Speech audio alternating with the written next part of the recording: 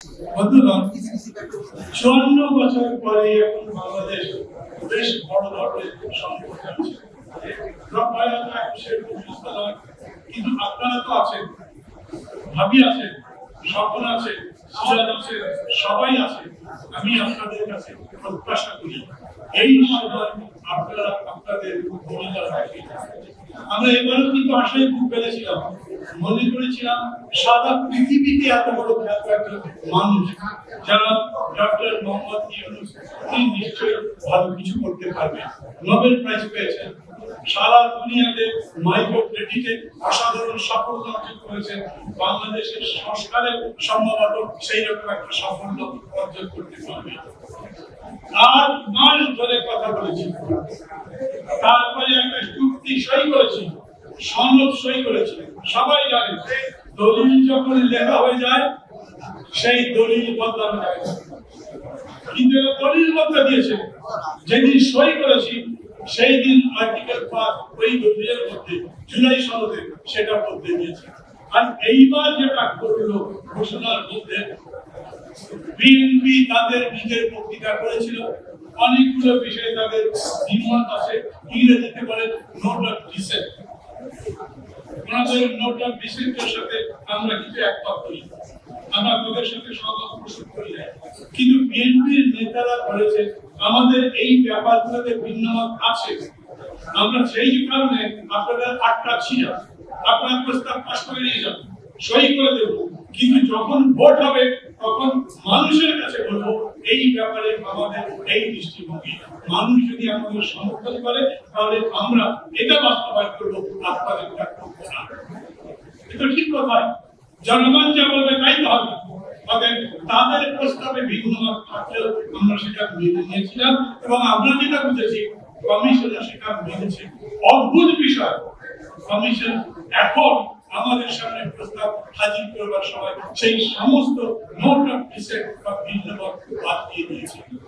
এটা একটা প্রকৃতি হলো না। এই প্রথম ডক্টর ইউনূস এবং তার সরকার শুনলেন যে তারা জাতির সঙ্গে এবং বিএনপির সঙ্গে বিশেষ করে প্রতারণা করছে। উনি একটু ভুল করলাম, প্রথম শোনেন নাই।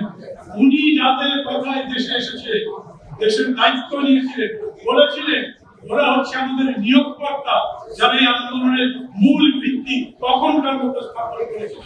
এখন যারা এনসিপি করে তারাও বলেছে এই সরকার আমাদের সাথে প্রতারণা করেছে। আচ্ছা, যে এই সরকার দেশে ভালো নির্বাচন দেবে, জনগণের কাছে গ্রহণযোগ্য নির্বাচন দেবে, সেই সরকার যদি প্রতারক হয় তাহলে আমাদের করার কি আছে? ডক্টর মোহাম্মদ ইউনূস বিরাট মানুষ, নোবেল প্রাইজ পেয়ে বিরাট মানুষ, মাইক্রো ক্রেডিটে বিরাট মানুষ, কিন্তু দেশের রাজনীতিতে এতই ছোট যে মাপাই যায়। আমি খারাপ করলাম? আমি শিক্ষক খুব সম্মান করি, কিন্তু যিনি ভালো ফুটবল খেলেন, তিনি ভালো ক্রিকেট খেলবেন তা তো হয় না, সাধারণত হয় না। অতএব উনি ওগুলো বোঝেন, রাজনীতি বোঝেন না। আমরা মনে করেছিলাম রাজনীতি বোঝার জন্য আমাদের সাথে কথা বলবে, ভাইকে ডাকবে, আমাকে ডাকলেই আমি দৌড় দেবো, আরো যাদের যাদের পছন্দ করেন ডাকবেন, কথা বলবেন। উনি কারোর সাথে কথাও বলেন না। পার্টি করতে গেছিলেন, একটা এসএমএস দিয়ে দিয়ে পার্টি করছিলেন, ওই পার্টি ভয় উঠে। সেই মানুষ সেই দিন বক্তৃতা করলেন দেশে নির্বাচন নিয়ে সমস্যা আছে, হামলা হতে পারে। শুনেছেন সবাই? হামলা কে করবে? দেশের মাস্টার। আরে দেশের মাস্টার হামলা করে পুলিশ তো আধা ঘন্টার মধ্যে ঠান্ডা করে দেবে। বড় মাস্টারকে আর্মি ঠান্ডা করবে। উনি তাদের কথা বলেন নাই, উনি সরাসরি সম্ভবত এটাই বলেছেন হামলা হতে পারে, সেটা বিদেশ থেকে না। বিদেশে তো আছে, কে আছে জানেন না, কারা আছে জানেন না। ওইটা জানবার পরেও এইভাবে রাজনৈতিক দলগুলোর মধ্যে বিভেদ তৈরি করবার কাজ করলেন কেন? একটা বড় সংকটে পড়েছি আমরা। এখন আমি চাই যে কথা দিয়েছিলেন সেই কথার ভিত্তিতে ডিসেনশন গুলো, ডিমান্ড গুলো জনগণের কাছে যান। সরকার যে দুধ ফেলেছে সেই দুধ চাটবে আবার আমি জানি না, কিন্তু তাদের তো চাটতে হবে। না হলে এইভাবে যদি করতে চান, বিএনপি যদি না মানে মির্জা ফখরুল ভাই তো ভালো মানুষ, ভদ্রলোক, জিজ্ঞেস করেছে আন্দোলন করবে, উনি বলেছেন না জামাতের মতো আন্দোলন করবে। জামাত আবার আন্দোলন খেলে, কর্মসূচির নামে সভা করে, বড় প্রোগ্রাম দেয়, তারা জানে যে এই প্রোগ্রাম মানুষ খাবে না। পিয়ার লোকে বোঝে, বোঝেন কাল যেগুলো নিয়ে কথা বলে বোঝে, বোঝেন। কিন্তু বিএনপি যেটা বলছে সেই জায়গায় যদি দাঁড়ায় তাহলে কি পরিস্থিতি হবে? সাথীরা, বন্ধুরা, আমি বাস্তবতা মনে করি দেশ এক বিরাট সংকটের মধ্যে পড়েছে এবং এখন নির্ভর করে ভক্তি ভাইরা কি করবে। এই সংকট থেকে যদি মনে করেন এই সরকার জাতিকে উদ্ধার করবে, এই সরকারের সে ক্ষমতাই না। অনেকে জিজ্ঞেস করে আমাকে পরে এরকম কাজ করলো কেন? আমি মনে করি ইট ইজ স্টুপিডিটি, বোকামি, নির্বুদ্ধিতা, মূর্খতা। যদি বুঝতেন তাহলে এটা বাদ দেওয়ার আগে বিএনপির সাথে কথা বলতেন, আমাদের সাথে কথা বলতেন, কারোর সাথে কথা বলতেন। নিজের মতো করতে গেছে। এটা পারবেন যদি তারা মনে করে একই দিনে গণভোট এবং জাতীয় নির্বাচন করলেই বিএনপি খুশি হয়ে যাবে, তা আমার মনে হয় না। সিদ্ধান্ত নিতে হবে বিএনপি। আমি আবারও মনে করি এই যে সংস্কার খেলা, যেটা ডক্টর ইউনূস করলেন, এটা শেষ পরিণতি তিনি দিতে পারবেন। এটা দিতে হবে এই মঞ্চে যারা আছে তারা সবাই মিলে যথাযথ পরিণতিতে নিয়ে একটা সফল নির্বাচনের আমাদের কাছে কোনো বিকল্প নাই। যদি নিজেরা ঝগড়া করেন, নিজেদের মধ্যে মারামারি হয়, তাহলে বিসমিল্লাহির রহমানির রহিম বলে কবে কি হাজির হয়ে যাবে তা আপনারা জানেন।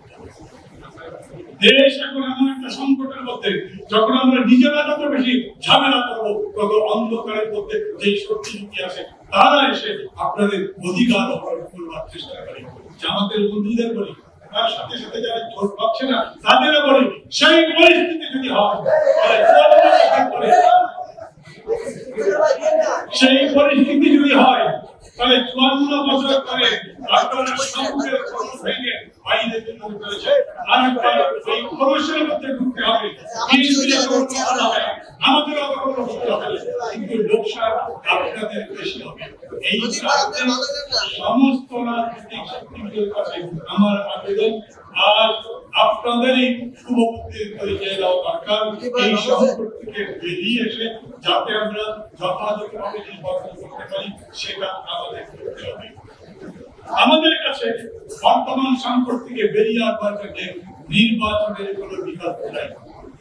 বিএনপি যখন গত বছর 5ই আগস্টের পরে বলেছিল নির্বাচন তখন লোকে বিএনপিকে ভুল বুঝেছিল, তখন বলেছিল এখনো রক্তের লাশ শুকায়নি, এখনই নির্বাচন চায়।